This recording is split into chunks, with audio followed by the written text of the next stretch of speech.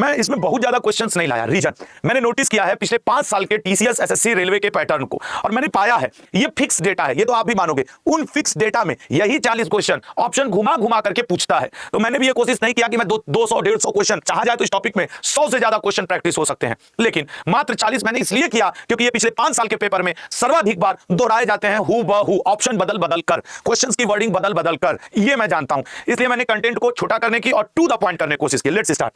पहले हम लोग जनगणना के वो 25 क्वेश्चन पढ़ेंगे जो ज्यादा पेपर में आ रहे हैं। कोशिश करिएगा, कोई जरूरी नहीं है कि आपको सारे याद हो। ये ग्रुप डी दे, एनटीपीसी दे, आरपीएफ दे, जीडी दे, एमटीएस दे, सीजीएल, सीएचएसएल, सीपीओ, स्टेनो, कुछ भी दे, जरूरी है। जनगणना के अंदर भारत की आबादी की सीमा क्या थी 2011 की जनगणना के अनुसार? भारत के आबादी की सीमा क्या थी? सोच समझ के आंसर करिएगा। तो भारत की आबादी की सीमा 120 से 130 करोड़ के बीच में। 2011 की जनगणना के अनुसार महिला साक्षरता दर क्या थी बताइएगा? 2011 की जनगणना के अनुसार महिला साक्षरता दर, सर उसकी बात करें तो 65.46% थी। जनगणना रिपोर्ट 2011 के अनुसार किस राज्य की साक्षरता दर दूसरी सबसे कम है? देखो पहली सबको पता रहता है, दूसरी सबसे कम है सर अरुणाचल प्रदेश की, ठीक है ना। भारत की जनगणना कितने वर्ष के अंतराल पे की जाती है? सभी को पता है सर, 10 वर्ष के अंतराल पे की जाती है, ठीक है ना। 10 वर्ष के अंतराल पे की जाती है भारत की जनगणना। अगला 2011 की जनगणना के अनुसार भारत का दूसरा सबसे कम जनसंख्या वाला, तो दूसरा सबसे कम जनसंख्या वाला मिजोरम है, दूसरा सबसे कम जनसंख्या वाला। 2011 की जनगणना भारत में 10 लाख से अधिक जनसंख्या वाले कितने शहर थे जिनकी आबादी 10 लाख से ज्यादा थी? ये वो क्वेश्चन है जो फ्रीक्वेंट आपके पेपर में आते हैं। C option 53। 2011 की जनगणना के अनुसार किस राज्य में अनुसूचित जनसंख्या शून्य है? जो एससी कम्युनिटी है वो शून्य है, सर सी ऑप्शन पंजाब में।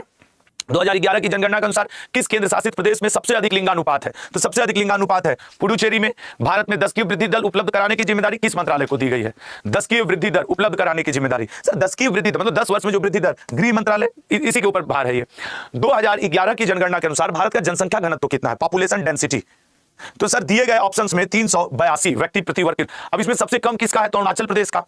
राज्यों के मैटर में सर्वाधिक किसका है? तो बिहार का।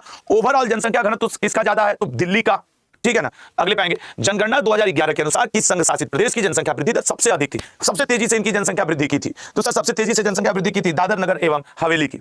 जनगणना 2011 के अनुसार भारत की जनसंख्या वृद्धि दर कितनी रही?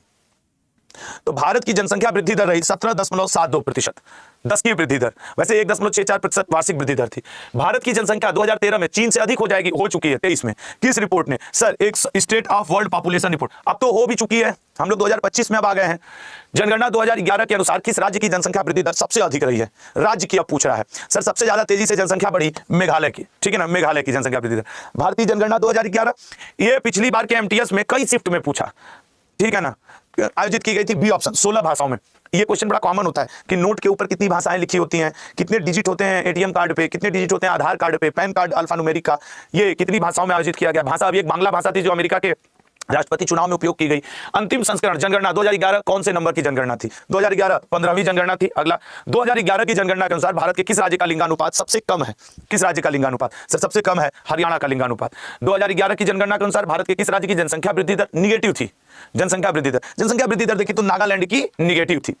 2011 अभी 25 क्वेश्चन हो जाएंगे तो फिर हम लोग पंचवर्षीय योजना के इंपॉर्टेंट करेंगे। भारत की साक्षरता दर कितनी है? तो भारत की साक्षरता दर 74%। मैं आपको भरोसा दिलाता हूं, अगर आपके पास समय कम होना पूरा जनगणना, आप सिर्फ 10 मिनट सो के क्वेश्चन देख के चले जाना। मैं लिख के दे रहा हूं, आपका 1 नंबर 2 नंबर जो जनगणना से आना है वो आ जाएगा, ठीक है ना। जनसंख्या अब 17 व्यक्ति प्रति वर्ग किलोमीटर अरुणाचल प्रदेश का। 2011 की जनगणना के अनुसार भारत के किस राज्य की जनसंख्या सबसे कम है? सर दिए गए ऑप्शंस में सिक्किम की सबसे कम है। निम्नलिखित में से किस एक राज्य में साक्षरता का उच्चतम स्तर है? बताइएगा साक्षरता का उच्चतम स्तर। तो साक्षरता का उच्चतम स्तर है मिजोरम में। भारत में निम्नलिखित में से किसका जनसंख्या घनत्व सबसे अधिक है? तो सर किसका जनसंख्या घनत्व सबसे अधिक है? दिल्ली का। भारत में 10 वर्षीय जनगणना विधिवत रूप से किस वर्ष आरंभ में हुई? विधिवत रूप से बी ऑप्शन 1881 में। 2011 की जनगणना के अनुसार भारत का लिंगानुपात कितना है? भारत के लिंगानुपात की बात करें तो प्रति 1000 पुरुषों पर 943 महिलाएं हैं, ठीक है ना। पंचवर्षीय योजना। अच्छा, इस पूरे क्लास की जो पीडीएफ है मैं अभी आपको बता देता हूं कहां मिलेगी। भारत में लागू की गई अंतिम पंचवर्षीय योजना कौन सी है? तो अंतिम पंचवर्षीय योजना आपके है 12वीं, यही बीती है अभी। हैरोल्ड डॉमर मॉडल का पालन किस पंचवर्षीय योजना में किया गया था? हैरोल्ड डॉमर मॉडल का पालन पहली, दूसरी महालनोबिस मॉडल पे थी। न्यूनतम आवश्यकता कार्यक्रम को किस वर्ष पंचवर्षीय योजना के दौरान पेश किया गया था? न्यूनतम आवश्यकता कार्यक्रम 5वीं पंचवर्षीय योजना। भारत के संविधान में पंचवर्षीय योजनाओं का प्रावधान किस देश से लिया गया था? बताइएगा। तो पंचवर्षीय योजना हम लोगों ने लिया है यूएसएसआर से, ठीक है मेरे भाई, यूएसएसआर से। दूसरी पंचवर्षीय योजना का कार्य 5 वर्षों में राष्ट्रीय आय में लगभग कितनी वृद्धि करना था? सर वो वृद्धि करना था 25% राष्ट्रीय आय में, ठीक है ना। अगला औद्योगिक क्षेत्र पर कौन सी पंचवर्षीय योजना मुख्य रूप से केंद्रित थी? औद्योगिक क्षेत्र पर मुख्य रूप से केंद्रित थी दूसरी। 2012 से 17 में भारत की कौन सी पंचवर्षीय योजना अंतिम पंचवर्षीय योजना थी? 12 से 17 में। सर 12 से 17 में अंतिम पंचवर्षीय योजना 12वीं थी, ठीक है ना। अगला, भारत पाकिस्तान युद्ध कौन सी अब ये वाला देखो वो है, हालांकि इसमें आंसर आ जाएगा चौथी, लेकिन आप जानते हो कि 1965 में हुआ था और 1965 में तीसरी चल रही थी, ठीक है ना। 1965 में तीसरी चल रही थी, नहीं अब हम पहले के हिसाब से चलेंगे। हाँ ये बात सच है कि जो 1972 में हुई थी वो हुई थी चौथी में, तो दोनों ही आपके सही हैं। मैं 65 वाली तीसरी में, फिर 66 से 69 प्लानिंग गैप वो सब आ गया था, फिर 69 से 74 चली थी एक, उसी में एक बार भारत पाकिस्तान युद्ध हो गया था, ठीक है ना। तो दोनों ही राइट है लल्ला। अब वो क्वेश्चन का तरीका सही होना चाहिए। वो ये पूछ देता कि 1962 वाली किसके अंतर्गत हुई, तब तीसरी के। अगर वो ये पूछ देता कि 71-72 में जो जंग लड़ी गई तो चौथी के, वो बात है। किस पंचवर्षीय योजना में अधिक तीव्र और अधिक समावेशी वृद्धि की ओर नारे का प्रयोग किया गया? अधिक तीव्र और अधिक समावेशी 11वीं पंचवर्षीय योजना। चौथी पंचवर्षीय योजना किस साल शुरू की गई थी? अब सर यही देखो, चौथी 1969 से लेके 1974, इसी बीच में तो भारत पाकिस्तान का युद्ध हुआ था एक बार 71-72 में, ऐसे 71-72 लिख दो, सेशन लिखने से ज्यादा ठीक रहता है कि इस सेशन में हुआ था। तो ये आपका एकदम क्लियर है मेरे भाई, 71-72, ठीक है ना। तो ये ध्यान रखिएगा, 71-72।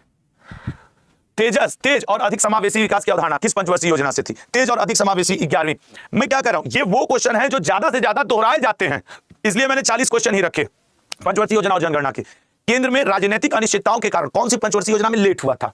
सर चौथी के बाद हुआ क्या था कि जब 5वीं लगी थी, इमरजेंसी लग गई थी, उसके बाद सर उस समय भी एक बार हुआ था, लेकिन इसने पूछा राजनीतिक अनिश्चितताओं के कारण 8वीं।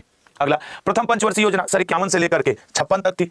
विश्वविद्यालय अनुदान आयोग किस पंचवर्षीय योजना? विश्वविद्यालय अनुदान आयोग बना कब था? तो सर वो बना था 1954 में, 54 से 56 तक वो अपना कार्य, तो आप 1951 से 56 पहली के बीच में आया। इस पंचवर्षीय योजना की वास्तविक वृद्धि दर अपने लक्ष्य से अधिक थी, बताओ वास्तविक वृद्धि दर मतलब जितना टारगेट रखा गया उससे ज्यादा इसका गया, तो सर वो था आपके ए ऑप्शन पहली। भारत में तीसरी पंचवर्षीय योजना कब शुरू हुई थी? 51, 56, 56, 61 से 66, उसके बाद शुरू हुई सर 61 से 66। अगला, पहली पंचवर्षीय योजना किसके द्वारा शुरू किया गया था? जाहिर सी बात है देश के उसमें प्रधानमंत्री हुआ करते थे जवाहरलाल नेहरू जी। अगला, भारत को आत्मनिर्भर बनाना किस पंचवर्षीय योजना का उद्देश्य था? सिर्फ तीसरी पंचवर्षीय, क्योंकि सर पहली में कृषि था, बढ़ाना कृषि, दूसरी में भारी उद्योग था, तीसरी में कृषि भारी उद्योग को साथ लेकर के टोटल सेल्फ रिलायंस पे बात आ गई थी, आत्मनिर्भरता। किस पंचवर्षीय योजना में आपके क्या लिखा हुआ है भाई, में भारी और बुनियादी उद्योग तेजी से और औद्योगिकरण पर ध्यान केंद्रित किया गया था, ये ऑप्शन दूसरी। भारत की पहली पंचवर्षीय योजना को कब शुरू किया गया था? बताओ पहली पंचवर्षीय योजना सर रटा हुआ है 1951। अब जरा समझना, मेरी 1 मिनट बात सुन लेना।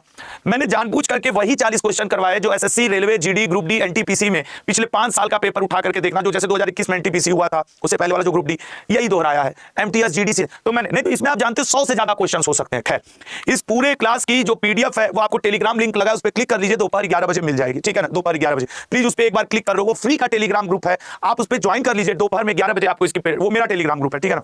वो जो लिंक लगा और सब लोग इसी लिंक से, और हाँ तो दोपहर में 1 से 2 आज हम लोग मुलाकात कर रहे हैं कहां? दिल्ली में प्रगति मैदान में, हॉल नंबर 6 में, ठीक है ना, हॉल नंबर 6 में, दिल्ली प्रगति मैदान हॉल नंबर 6। तो एक बार वो लोग 666 लिखें जो शायद आज आ रहे हैं। अपनी स्वेच्छा से आना, सुविधा से आना, कोई जबरदस्ती नहीं है। मैं बार बार कह रहा हूं अपने स्वास्थ्य अपनों का ध्यान देके हम जाएंगे नहीं, ऐसा कुछ नहीं लला। मैं वहां 1 से 2 बजे आज दोपहर में रहूंगा, ठीक है ना, 1 से 2 बजे। तो अगर आप आ रहे हैं तो 6 कमेंट करें या कमेंट बॉक्स में 6 लिख दीजिएगा। यहाँ सर हम दिल्ली से ही हैं या आसपास से हैं, हम 1 से 2 और 10-5 मिनट ऊपर नीचे हो सकता है, ठीक है ना, 10-5 मिनट ऊपर नीचे हो सकता है। आपसे मिलकर खुशी होगी, तो मिलते हैं फिर। जय हिंद, जय भारत।